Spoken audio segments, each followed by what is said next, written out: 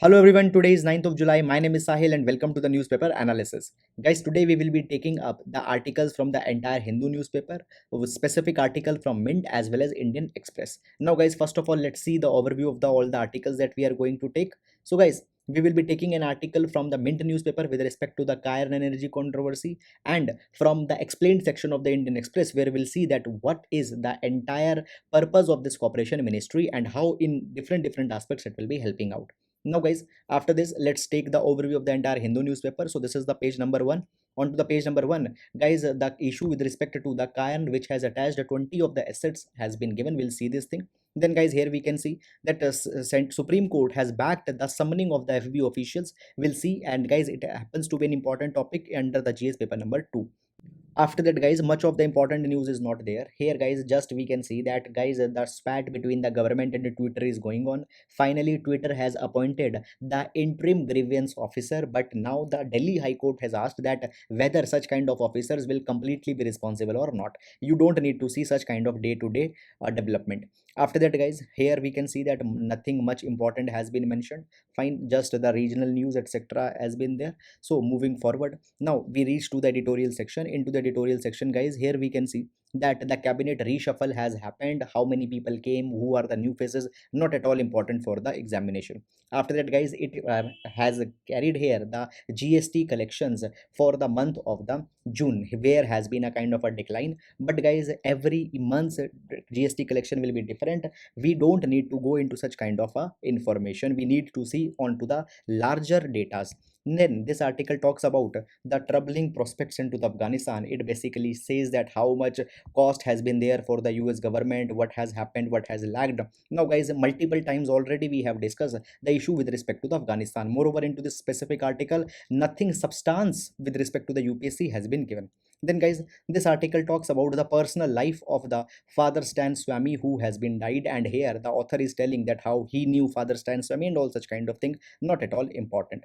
Then guys, on to the next page, here we can see that should elected legislators be eligible for chief ministership. We'll see that what are the issues here. Then guys, we will be also taking up this article which talks about tracking the fugitives. Then guys, today we'll also be seeing this particular data with respect to the level of qualification for the teachers in India. It can be important for our GS paper number 2 social justice. Then guys, the news from the page number 1 has been carried. We'll see this thing. Apart from that, other political news not very much important. Then guys, here we can see that how the personal data protection bill now hangs into the fire. What are the issues? We'll see this thing. Then guys, the other members who became the minister, not very much important. Then guys, further moving up, here also we can see that nothing very much important has been given. Fine. Then guys, on to the world page, here we can see that the crisis that is going into the Haiti, it has been mentioned. We'll see that what this entire crisis is. Fine. Then guys, moving to the other page, onto the business page also, the news with respect to the corporate profits and all such kind of thing has been mentioned, not at all important. So guys, these are all the important articles for the today, and now let's take their analysis one by one.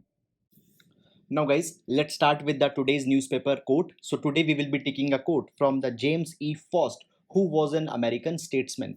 He had defined the true essence of honesty. He says, honesty is more than not lying. It is truth telling, truth speaking, truth living, and truth loving. Now, here in this quote, the James E. Faust has said that honesty is not just a passive value, rather, it is an active outlook of the life where one should not only avoid telling a lie but should embrace the truth in all the capacity. And, guys, such kind of spirit also needs to be the driving spirit for the civil servants, and we can utilize such kind of conception of honesty into the topic of foundational values for the civil servants, which has been mentioned into the GS paper number 4, ethics, integrity, and aptitude. So there guys, please do utilize this particular understanding. So that is all for the today's GS quote, and now let's take the newspaper analysis one by one. Now guys, taking up the first article. So here we have clubbed two articles, one from the Mint newspaper and other from the Hindu newspaper. Fine. Now, these two articles can be the important aspects with respect to our GS paper number 3, ease of doing business in India and the irritants that are coming, as well as into the taxation related aspects, India's controversies, disputes. There it could be an important topic. Moreover, if you are preparing for interview this year, then also you should know about this issue. Now, we will be taking up it from the very basic background. First of all, let's read the heading. It says that Cairn says it has got court note to attach 20 Indian assets into the Paris. Now, guys, first of all, the Cairn, it is a British company which is involved into the energy sector. It is involved into the exploration of natural gas, mineral oil, etc. Now, guys, around 15-16 years back, the year is not that much important. Cairn came to India to do business. Now, initially, Cairn was not a public traded company. It was not listed onto the stock exchange. So, therefore, guys, Cairn's Indian business was being carried under the CIHL, that is the Cairn India Holding Limited. All the assets, all the business is under CIHL. And, guys, ultimately, the CIHL is the owner is the Cairn UK. So this arrangement was going on. First of all, there was the Cairn UK, below Cairn UK, CIHL, and it was carrying the business. However, in the year 2006 and 7, the Cairn came out with an IPO. A new company was formed, that is the Cairn India. And guys, as the specific company was formed, what happened? All the assets which were under the CIHL was transferred to the Cairn India by the Cairn UK. Now, guys, as Cairn UK had given something to the Cairn India, in return, the Cairn India also have to give something to the UK to complete the transaction. So, therefore, Cairn India transferred 69% of its share to the Cairn UK. Fine. So 69% shares vested here. Now, guys, this particular arrangement happened. Now, guys, there is one basic understanding. Please keep in mind that now Cairn India had become a public traded company. Its share price, share value will be increasing. And as 69% share are with the Cairn UK, obviously there will be some benefit that will be coming. Now, what happened? The income tax authorities, they said that because of this internal restructuring that has happened, the shares that has been transferred from CIHL to the Cairn India, because of this thing, the capital gain has happened to the Cairn, and on to the capital gain, the capital gain tax is to be charged. So it was said that by the standard capital gain tax rate, 24,500 crore rupees into the capital gain tax have to be given by the Cairn to the Indian government. Now, guys, this particular thing was contested by the Cairn. The matter went to the Income Tax Appellate Tribunal. The ITAT also said that the money has to be given. Even the Delhi High Court also said that the money has to be given. But, guys, the Cairn did not agree to this particular thing, and it said that it is a kind of an arbitrary thing that is being done by the India.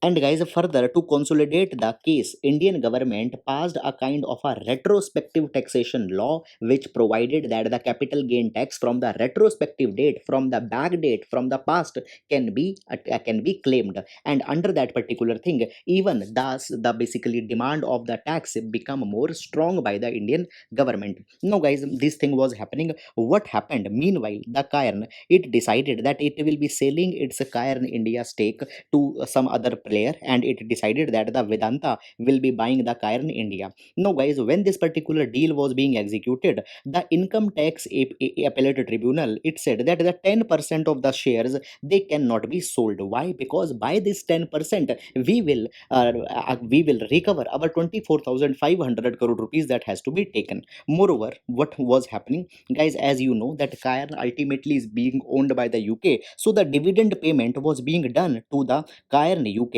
So government said that this dividend payment can also not be done. So these two steps happened. 10% stake sale was not allowed, and the dividend payment was not allowed. Now, guys, because of this particular thing, Cairn approached in 2015 the Permanent Court of Arbitration into the Hague. It was said that Indian government is not doing the fair treatment. Now, first of all, the Indian government said that you cannot go to the Permanent Court of Arbitration because it is the taxation matter, and the tax onto the taxation matter we have the sovereign power. We only will be deciding that what will be happening, what will not be happening. But here, the Permanent Court of Arbitration said that it is not the tax matter, rather it is an investment matter. And as India had signed the investment treaty, the bilateral investment treaty with the UK, we have the power that we can investigate this particular matter. So therefore, the PCA started to hear this matter, and then, guys, finally into the 2020, the PCA said that the tax money that was asked by the government, it was arbitrary, and the fair and equitable treatment was not given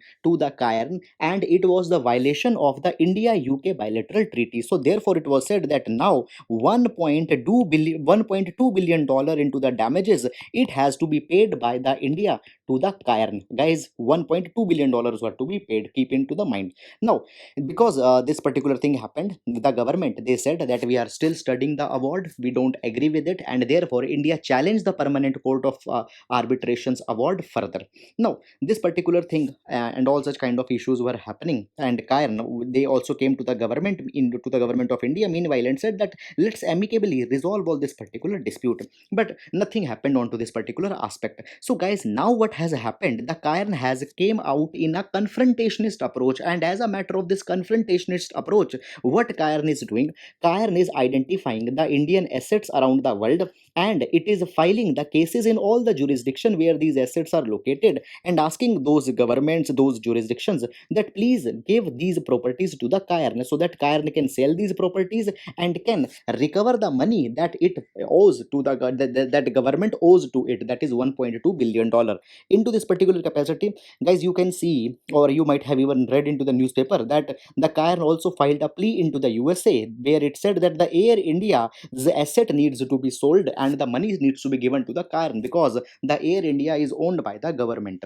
Fine. Further, guys, into the same direction, what has happened, the Cairn has also identified the assets worth rupees $70 billion across the world, and all places it is filing the charges that these assets of government should be sold and money needs to be given to the Cairn. Now guys, into this particular manner only, now some development has happened. So what development has happened, the Cairn, it identified some of the Indian assets into the Paris, it filed a case into the tribunal of the Paris, and now the Cairn says the tribunal has allowed the Cairn that it can attach 20 of the Indian assets. Now the value of these 20 assets is approximately $23 million. So Cairn can attach those properties and can recover its money. Now the government has said that it has not received any such kind of order. It doesn't know that such kind of thing has happened, and when the formal notice will be received by the government will proceed into this particular matter. So guys, this particular issue has happened. Now, first of all, this particular issue is indicative of two things. Number one, guys, it is an indicative that the government many a times was suggested that it should drop this particular matter, because at the end of the day, it will not be sending the good signal in terms of the ease of doing business. Moreover, guys, into the Vodafone matter also, such kind of thing was taken up. Secondly, guys, we can see that how the disputes which are not being resolved, they are being challenged onto the international stage, and this is a kind of basically this thing is a kind of a censuring of India's image, and basically the investor sentiments will be impacted. So guys, this is all, and now we need to see that how India will be further taking up this particular matter. So that is all. I hope you have understood, and now we'll be taking up the next article. Now friends, these articles are taken from the Hindu newspaper, and we have clubbed both the articles here, and they will be important for the GS paper number 2 under the topic of powers of the committees that are constituted by the Legislative Assembly, as well as, guys, how the conduct of the corporates, or I can say the big tech, it sometimes come in conflict with the government. That particular example also we can see here. Now, taking up this particular matter from the very background. Now guys, what happened? Delhi Assembly, the Legislative Assembly of Delhi, it constituted few months back the Peace and Harmony Committee.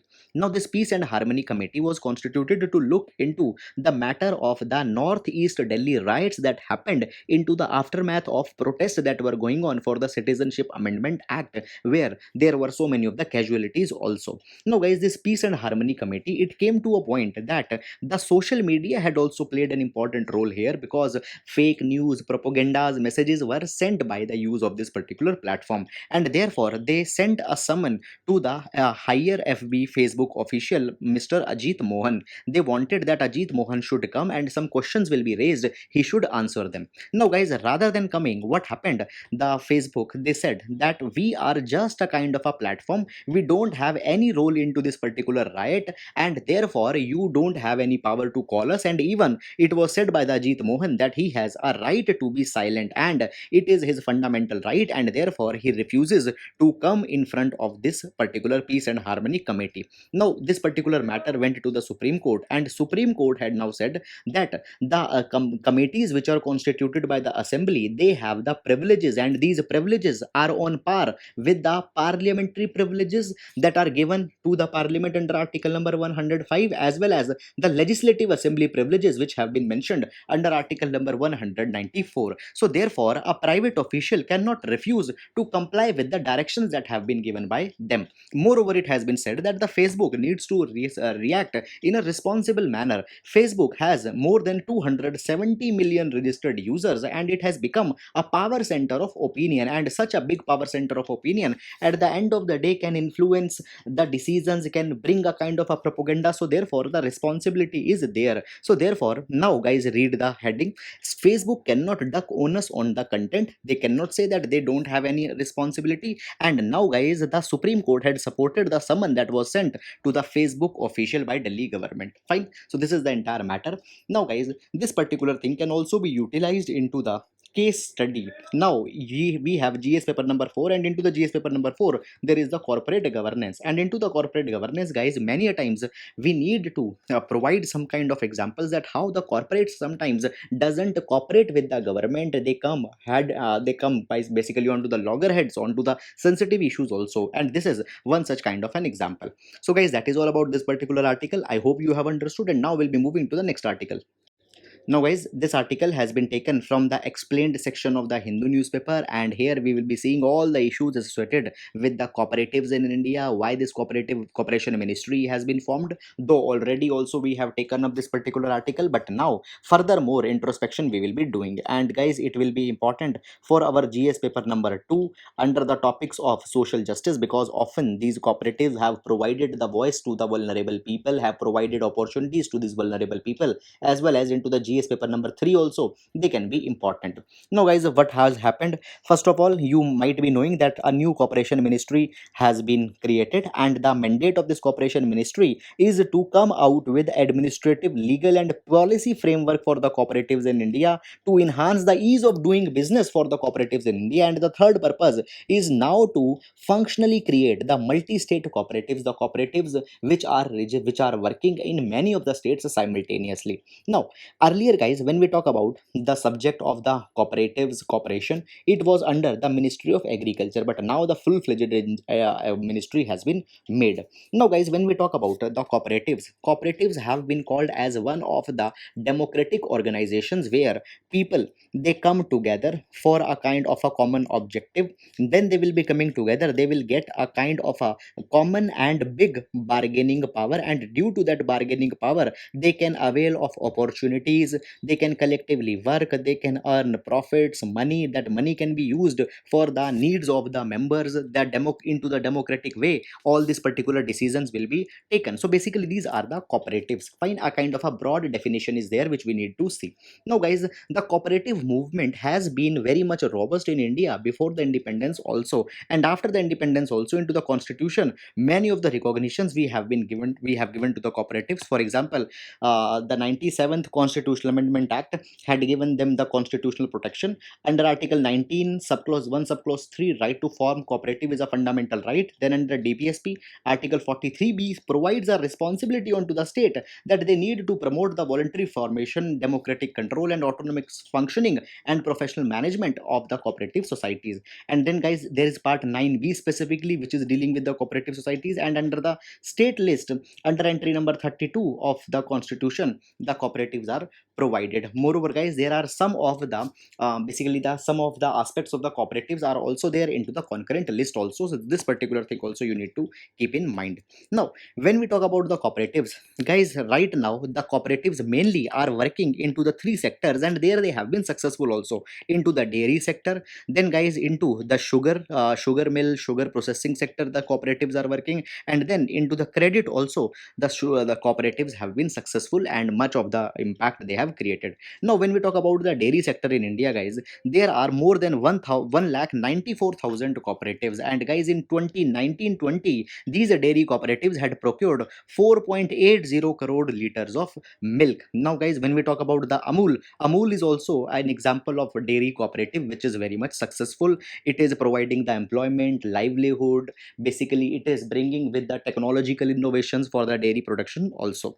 After that guys, there are the cooperatives cooperatives into the sugar sector, I told you, and the sugar mill cooperatives, they account 35% of the sugar production into the country. So a very big driver here also. Then guys, into the banking and finance also there are the cooperatives. See, at the village level there are the primary agriculture credit societies, fine, which are formed by the farmer association, which are formed the farmers, and basically it works onto the grassroots, and grassroots credit availability is helped by these PACS, fine. After that guys, over the PACS at the district level there will be the district central cooperative bank, that is the DCCBs, fine. So guys, basically a kind of a democratic and a tiered functioning of cooperatives into the credit sector we can also see. Now guys, when we talk about these DCCBs, as we have talked about, these DCCBs right now have deposits of more than 3,78,000 crore rupees, and these particular monies are being given as a short-term loan for the farmer for the crop loan and all such kind of things, by which the farmers resilience into the lead time is also being ensured. So guys, into the credit also these cooperatives have played a very important role.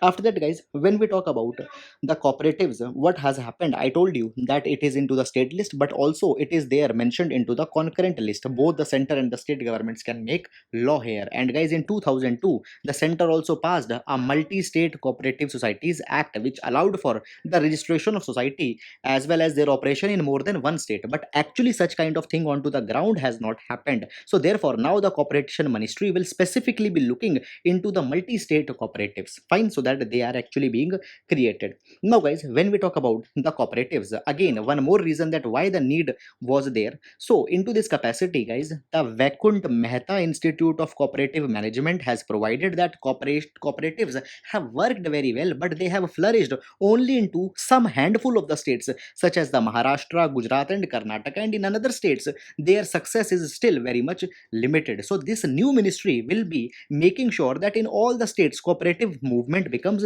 strong. So this is one particular aspect. After that guys, when we talk about the cooperatives, it not only ensures the economic well-being of the members, but into the political empowerment also the cooperatives have played a very important role. And when we are talking about the political empowerment guys, specifically the example of the Maharashtra can be taken, where we have seen that many of the leaders, they have held some of the position into the cooperatives, and then they full-fledgedly migrated into the state politics. Guys, when we talk about the Amit Shah has been a kind of a, he has also headed the Ahmedabad District Central Cooperative Bank for a long time, and then he turned into the national level politics. After that guys, as into the cooperatives, the members, they elect their leaders into a democratic manner. So guys, the enhancement of the cooperatives in all the states is also important, so that the grassroots democratic values can also be learned. So all these particular purpose will be fulfilled by this new Ministry of Cooperation. And now guys, be ready, there will be many of the questions which will be coming even into your mock test, wherever you are taking it up, even into the UPSC the question is expected. So this is all the nuances with respect to this aspect. So that is all, and now we'll be moving to the next article. Now guys, this particular article pertains to the issue where the chief minister of the Uttarakhand, Mr. Tirath Singh Rawat, he resigned, and he said that he is doing so in order to avoid the constitutional crisis. Now guys, this particular issue we have discussed earlier also in a very wide comprehensive manner, fine. So don't need to unnecessarily go again and again into same kind of thing, but guys, there are some other aspects that will be looking, and don't worry, the basics again I will explain if you have missed it or if you have forgotten it. Now see guys, you know that into the Uttarakhand the chief minister resigned. Now as the chief minister resigned, what was the status? He was the member of parliament, but not the member of legislative assembly, fine. And it has been provided that only that particular person can become the chief minister who is the member of legislative assembly, though there is one exception also, and the exception has been mentioned into the article number 164 subclause 4, where it has been provided that maximum for the 6 months a person who is not an MLA can become the chief minister, but within the 6 months he should be elected as an MLA. Now the Tirath Singh Rawat, he was not an MLA when he come to the seat. He became the chief minister and the 6 month time was there. Now guys, this 6 month time actually is till the month of September. You can see that still 2 months are there, and into these 2 months he could have elected by the way of a by poll, by election on any of the seat, and could have retained his chief ministership. This could have been the possibility. Now guys, moreover, there is not also the issue that say there is no some vacant seat. Guys, the seat of Gangotri and Haldwani are also vacant, so on to them he would have got elected. But now why he is not contesting the election? There is one particular issue that comes into between. See guys, along with the section 164 subclause 4, there is also section number 151 of the Representation of People Act. Now this particular section provides that whenever the term of any seat or the term of assembly is less than 1 year, into this particular situation the Election Commission of India will have a kind of a discretion whether to hold the election or whether to not hold the election. Clear? Now guys, when we talk about the Uttarakhand, the tenure of Uttarakhand is going to end into the 2022. So obviously the tenure is less than 1 year, and into this particular capacity the section 151 of RPA will apply. Election Commission of India has a kind of a discretion. And here guys, the Tirath Singh Rawat has given an excuse that I have a kind of a feeling that Election Commission of India will not conduct the election. Why? Because of the pandemic that is going on. So therefore, in order to avoid a crisis, myself I am resigning, and a new chief minister will come here who is already an MLA, so that again such kind of problem doesn't comes. This particular thing has happened. Now guys, into this particular controversy, a question has arisen that should only the elected legislator be eligible for the chief ministership? Fine, because if he would have been an elected legislator, such kind of problem would not have happened. Moreover guys, there is one more question which is coming apart from this, that is, there are the MPs. These MPs are contesting for the chief ministership. So would there be a kind of a constitutional amendment that we need to bring, that the moment MP is assuming the seat of a chief ministership, he need to resign from his seat? Now guys, if you see into this particular matter, a very convenient arrangement was made. What was this convenient arrangement? Mr. Tirath Singh Rawat, he retained his seat of MP also, he became the chief minister also. He got the two kind of flavors at the same time. Now this particular thing is not could not be allowed. So constitutional amendment should also be carried into this particular manner. Fine. No, into this particular thing a unanimity is there. Yes, such kind of thing should be there, because it will be bringing a kind of a more accountability. Moreover guys, when we talk about the MP as well as the chief minister position, into the capacity of a chief minister, he needed to take the decisions for the state government. So the responsibility is will be different here, which would have been different if he would have been MP. So such kind of clash should not be allowed. Further guys, there is one more opinion that is coming. It has been said that it is just a kind of a political exercise. Why? Because they are trying to create a kind of a template. Template for whom? Now the question comes. So template is to be created for the Mamta Banerjee. Now if you see, Mamta Banerjee is also the CM, but at the same time she is not an MLA. There are 4 months within which she has to get elected through the by-poll. Now guys, it could be created as a kind of a template that, as the Tirath Singh Rawat respected the sensibility of the COVID-19 and did not went for the by-poll, the Mamta Banerjee should also not should not go forward for the by-poll. So this is a kind of a speculation that is being made, but guys, it might not be the true case also. Find just a kind of a controversy theory which is going on. So these are the matters that has happened here. Now guys, apart from this, nothing important substance has been given into this particular article, so you don't need to go too much into the nitty-gritties of the matter. Now guys, apart from that, there is one more particular issue that is coming. It has been provided that into this particular matter the election commission's role is also coming, because under section 151 it is the discretion whether to conduct the election or not. Now guys, into this particular capacity, it has been seen that many times election commission has taken the decisions which are more favorable to the center government. Fine. Into this thing, the politicization of election commission of India has also been discussed. It has been provided that when we see the commission, it is appointed by the government of the union, and there is no consultation with the opposition. Now this is entirely different what is happening into the other countries. When we see the other countries, there the opposition, either it is a given a kind of a role, or the parliament scrutinizes the people who are getting elected into the election commission there. But in India such kind of thing is different. So therefore guys, it has been provided that some kind of a systemic changes are required into the India.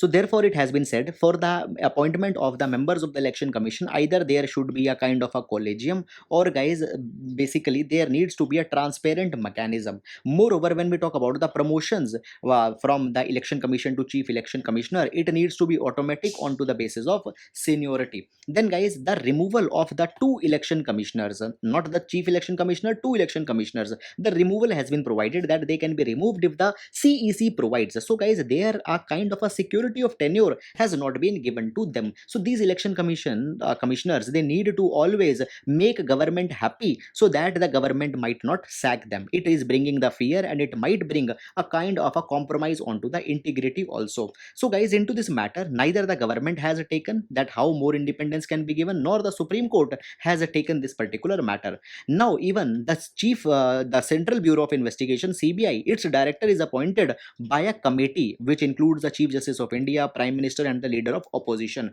Now when we talk about the Election Commission of India, it is also an equally important institution. So for it, no such kind of collegium system is there. So guys, into these particular matters, some kind of urgent reforms are to be taken by the government. So guys, these are all the things which have been provided into this particular article. I hope that you have understood it, apart from the background also which we have taken here. So that is, and now we'll be moving to the next article. Now guys, this article has been taken from the Hindu newspaper, and it is talking about tracking the fugitives everywhere. It will be important for our GS paper number 2 under the enforcement agencies, their role and mandate. Now see, guys, there is one particular basic information that we needed to take. See, a fugitive is a person who is absconding in any of the matter after committing an offense. Suppose a person committed a murder, and after that he had ran away, and he is now not traceable, so he will be branded as a fugitive. Now guys, there are the procedures to bring such kind of fugitives back, and actually the process to bring them back is called as the extradition process. Now the extradition process could be the domestic as well as it could be international if he had ran to some other country. Now when we talk about the extradition, for extradition, a kind of an extradition treaty already needs to be into the place if it needs to be there.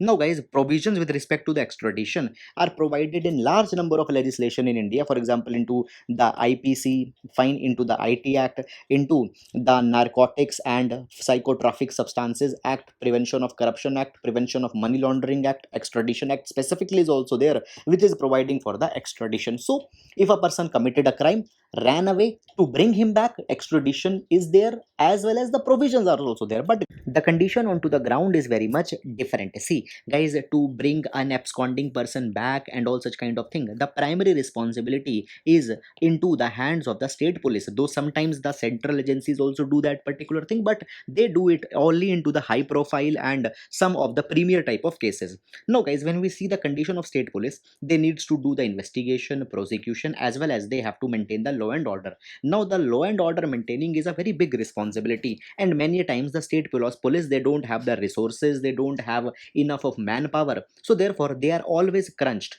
Now guys, once a person goes absconding, he had went somewhere and he is not traceable, no further steps are taken. The case basically comes to a kind of a halt. So the provision with respect to bringing the fugitives back are not being exercised into an effective manner. And guys, this particular thing can be seen by one particular data also. Before that, I will talk about something else. See guys, there is the Interpol. Now Interpol is a kind of an international police organization which coordinates the responses between the different police into the different countries. Now whenever a person goes absconding, when he becomes the fugitive, for the extradition process, the coordination is to be done through the Interpol, and the Interpol is sent a kind of a notice. Now guys, these notices could be the red notice, blue notice, purple notice, many types of notices are there. Now guys, if we see the number of red notices and blue notices that have been sent to the Interpol for the extradition, they are very much less. You can just see that the red notices which have been issued, they have been just 750, and the blue notices, they are just 300. Now guys, the difference between the red notice and blue notice is very simple.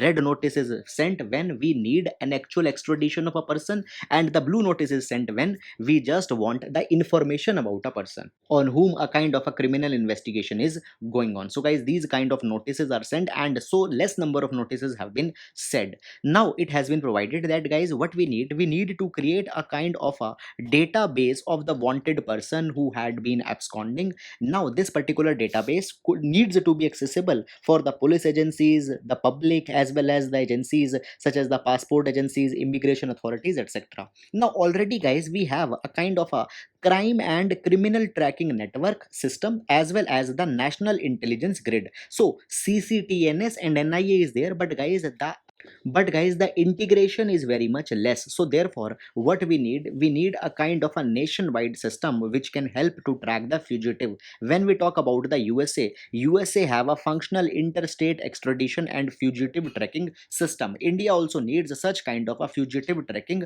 units as well as a system. Moreover, guys, the system which we are talking about, it needs to make sure that there is an enhanced integration between the agencies such as the immigration agencies, state police, Interpol, which is into the New Delhi, India, then the external affairs ministry, home ministry, central investigation agencies, all needs to be pulled in.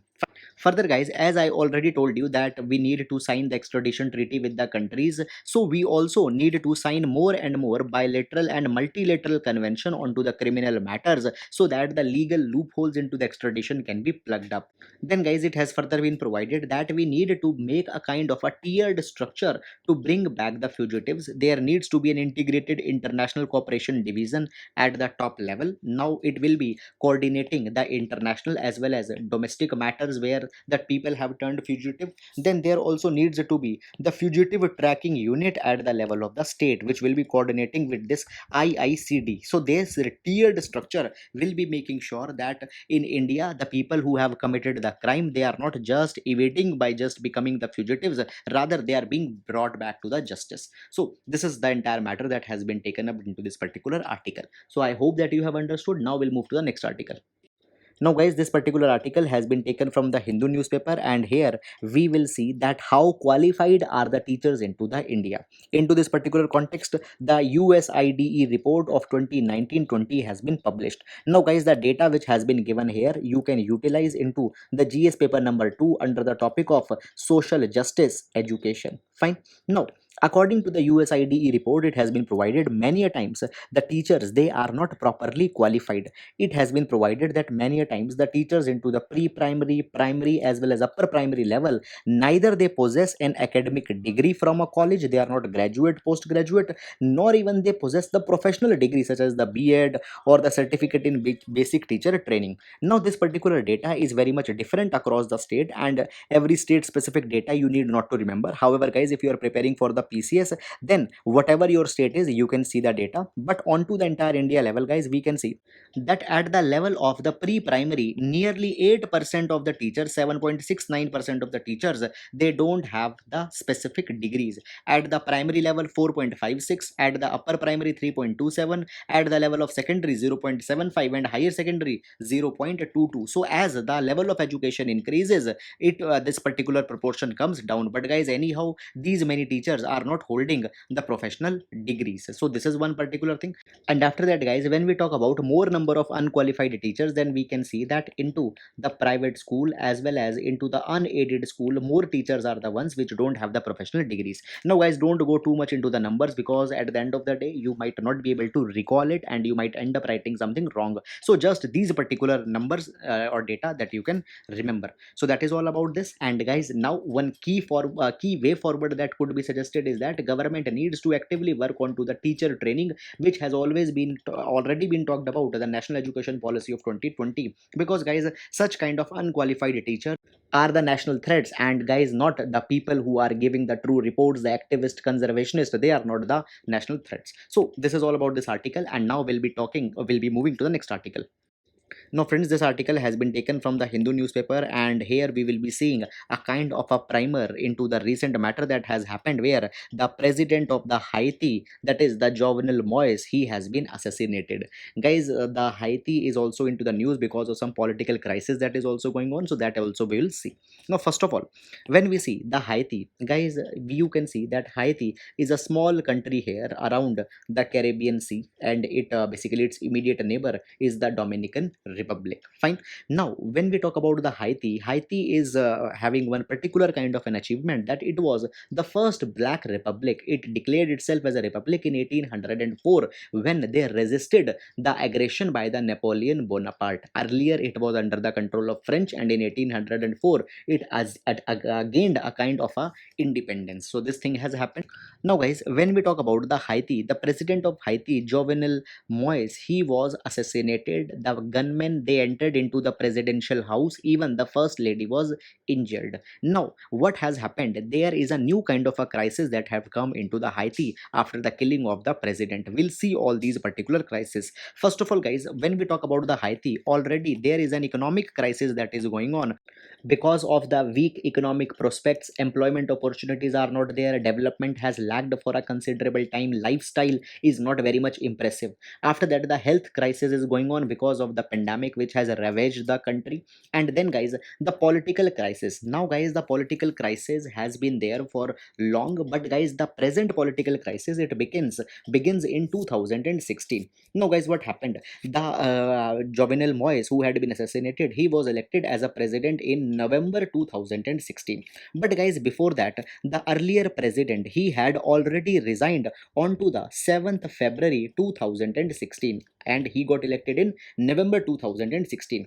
And guys, effectively, if we see into the technical terms, the provisions which are there into the constitution of Haiti, the new president's term began on 7th Feb 2016. But actually, due to the conditions of the time, he assumed the office on 7th Feb 2017.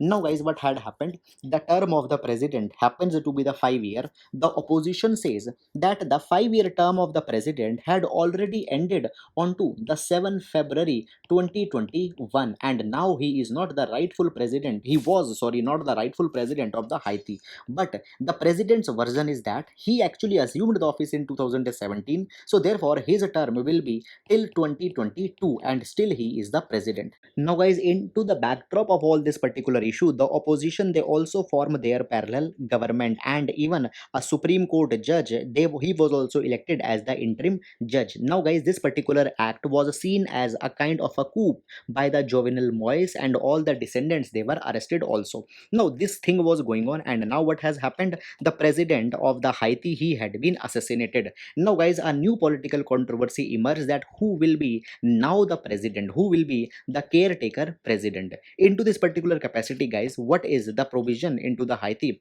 According to their constitution, the head of the Supreme Court can temporarily take over the government if the president departs abruptly. But now, guys, the Supreme Court president had also died last month due to the COVID-19, so he is not there. Then, guys, after that, it has been provided that the National Assembly can select a new leader. But guys, there is also not the National Assembly. This particular crisis is there. Then, guys, into this particular capacity, it has been provided that the Prime Minister, he can take the charge. And right now, Mr. Claude Joseph, or Mr. Joseph, he is the Prime Minister, so he could have taken up the charge. But guys, here is also one more controversy that is coming. The controversy is this, that the president, he was assassinated on to the Wednesday, and on Monday he said that the Prime Minister, that is Mr. Joseph, will be replaced, and he will be replaced by another person, that is Mr. Henry, or the Mr. Ariel Henry. Now, guys, Mr. Ariel Henry was expected to be the Prime Minister, and therefore he should have been the president now.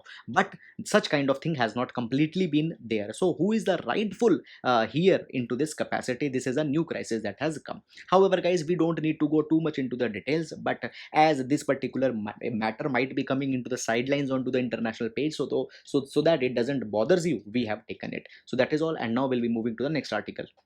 Now, friends, this particular article talks about the uncertainty which is there with respect to the data bill. Now, why this uncertainty? What issues? We'll see this thing. Guys, when we talk about the data, fine, the personal data happens to be an important aspect to ensure the citizens' privacy, and the right to privacy has been given under Article number 21 and was recognized into the Puttaswamy case by the Supreme Court. Fine, this is the thing. Now, in order to protect the personal data, what happened? Government constituted the B.N. Shri Krishna Committee. It recommended that the personal data protection bill needs to be created. Now, guys, the bill has been made, and the bill has right now been referred to a joint parliamentary standing committee, which is going into the details of all the provisions and are suggesting the changes. Now, what has happened, guys? You might be knowing that just recently the reshuffling into the Council of Minister had happened, and guys, the five of the members of this joint parliamentary standing committee, they have been made as the minister. Fine. So into this capacity, now they might not play an important role into this joint parliamentary standing committee. So how the committee will now be working, how they will be giving their recommendations? Already, guys, the bill has been announced into the 2019 December in the Lok Sabha, and it is 2021. 2 years have been passed. The bill has not seen the day of the light. Moreover, now into the wake of all the things shifting onto the online mechanism because of the pandemic, there is an urgent need that the privacy bill needs to be passed. Fine. So this is the matter that has been there. Now, guys, when we talk about the general matters of the contestation which were there earlier, the issues which have been criticized into the personal data protection bill, they are some 3 4. Let's see them also. First of all, guys, it has been said that the clause 35 of the personal data protection bill is problematic, because here the power has been given the central government that they can exempt any agency under the purview of the personal data protection bill if they desire to do so. Into this capacity, guys, some of the agencies might still carry the surveillance onto the citizens' privacy. So it has been said that it is a very wide reaching kind of provision, it needs to be dropped.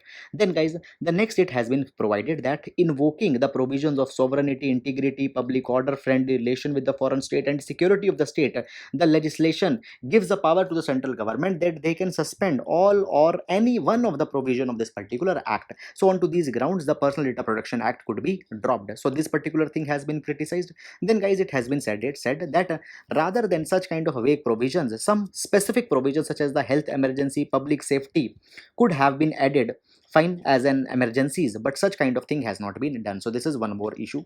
So on to these particular matters, guys, the issues are there. And now, as the members have been made as the ministers, government needs to come out with an arrangement that how effectively all such issue will be carried up. So, guys, that is all. I hope that you have understood it. So, friends, this is about the today's newspaper analysis. I believe that you are finding the utility in our initiative. Thank you so much.